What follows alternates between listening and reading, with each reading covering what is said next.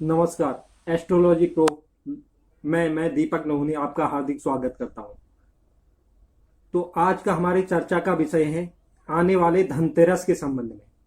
मैं आज आपको बताऊंगा कि इस साल में धनतेरस क्या क्या योग लेके आ रहा है और वह किस तारीख और किस बार में है, इस बारे में चर्चा करूंगा। इसके अलावा उस दिन व्यक्ति को क्या खरीदना चाहिए और क्या नहीं खरीदना चाहिए, और वह कौन से मुहूर्त हैं जिसमें हमें पूजा करनी चाहिए और खरीदारी करनी चाहिए, इस बारे में आज आपसे चर्चा होगी। आप मेरे वीडियो में बने रहें लास्ट तक। यह शुरू करने से पहले मैं आने वाले धनतेरस और दीपावली पर्व की आपको और आपके परिवार को हार्दिक शुभकामनाएं देता हूं और माता रानी से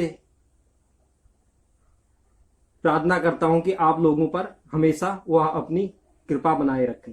पंचम दिवसीय दीप पर्व की शुरुआत कार्तिक मास के कृष्ण पक्ष की त्रयोदशी की तिथि से शुरू होता है, जिस दिन भगवान धन्वंतरी अमृत कलश लेकर समुद्र मंथन से प्रकट हुए थे, जिसे हम धनतेरस या धन त्रयोदशी के नाम से जानते हैं।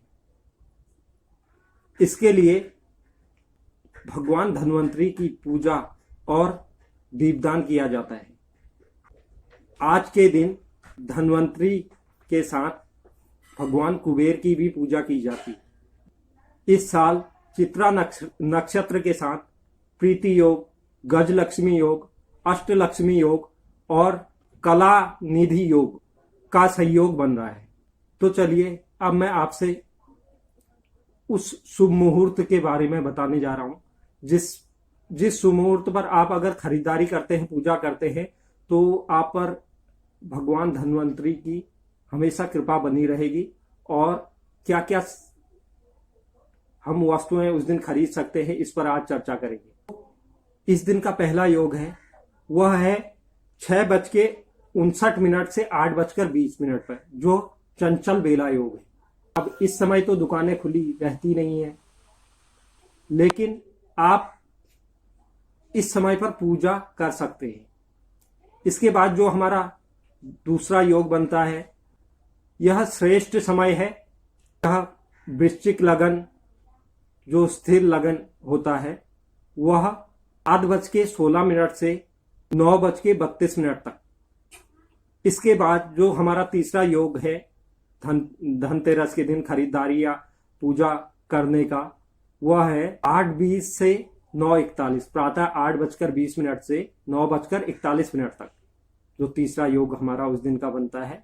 8:20 से 9:41 तक लाभ योग, चौघड़िया योग है। फिर इसके बाद जो अगला योग है वह 9:41 से 10:30 तक, यह अमृत चौघड़िया योग है। इसके बाद जो उस दिन का पांचवा योग है, वह है दिन में 12 बजे से 12:23 तक। यह अभिजीत मुहूर्त है। यह सबसे उत्तम मुहूर्त कहलाता है। इस बीच में आप चाहे तो खरीदारी कर सकते हैं। इसके बाद दोपहर 1:23 से 2:53 तक कुंभ लग्न है। इसके बाद जो मुहूर्त है वह प्रदोष बेला का है। वह शाम के 5:45 से 8:24 तक है। इस बीच में बाजार में सबसे ज्यादा भीड़ उपस्थित रहती है। आप चाहे तो इस बीच में भी खरीदारी कर सकते हैं। जिन लोगों को दिन में पूजा का समय नहीं मिल पाया, अगर वो रात को करना चाहे पूजा, तो आप लोग कर सकते हैं। उसके लिए भी एक रात में मुहूर्त है, जो रात के 12:26 से 2:42 तक है। यह तो थे मुहूर्त। अब इसके बाद मैं आपको बताने जा रहा हूं क्या खरीदें कि जिससे भगवान धन्वंतरी प्रसन्न हो। तो उसके बारे में मैं आपको आगे बताने जा रहा हूं। जब समुद्र मंथन हुआ था, उस समय भगवान धन्वंतरी अमृत का कलश लेकर उपस्थित हुए थे। तो उस दिन पानी के लिए उपयोग होने वाला बर्तन या कलश, यह खरीदना बहुत शुभ है। आप यह खरीद सकते हैं।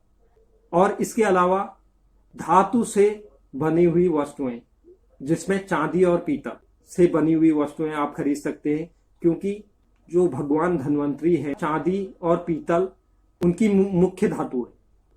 और धनतेरस के दिन झाड़ू खरीदना उत्तम माना जाता है। धनतेरस के दिन धनिया लक्ष्मी माता को अति प्रिय होता है। आप चाहे तो धनिया भी खरीद सकते हैं। जो आप धनिया खरीदेंगे वह महालक्ष्मी में चढ़ाने के बाद आप उसे कहीं पर बो सकते हैं। और इस दिन वाहन अत्यधिक खरीदे जाते हैं।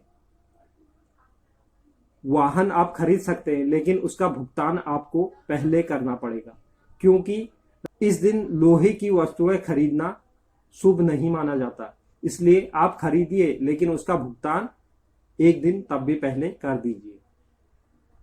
घर में जो महिलाएं हैं उनके लिए चांदी के आभूषण यह खरीद सकते हैं। और इसके अलावा अगर माता लक्ष्मी को आपको प्रसन्न करना है तो 11 गोमती चक्र, इसे खरीदकर आप पीले कपड़े में लपेटकर महालक्ष्मी के चरणों में रखिए। उसके बाद पूजा संपन्न होने के बाद आप उसे अपने धन के स्थान में रख दीजिए, तिजोरी में रख दीजिए। यह आपके लिए बहुत ही उत्तम रहेगा। इसके बाद मैं आपको बताने जा रहा हूं कि आपको क्या नहीं खरीदना चाहिए। धनतेरस के दिन कौन सी वस्तुएं नहीं खरीदनी चाहिए। उसमें आपको जो सबसे पहले कांच से बनी वस्तुएं वह नहीं खरीदनी चाहिए, क्योंकि वह राहु से संबंध रखती हैं।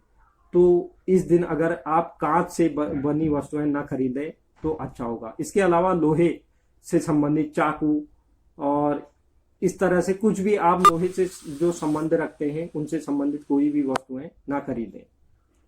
और जो तीसरा मैं आपको बताने जा रहा हूं वह है काले रंग की वस्तुएं।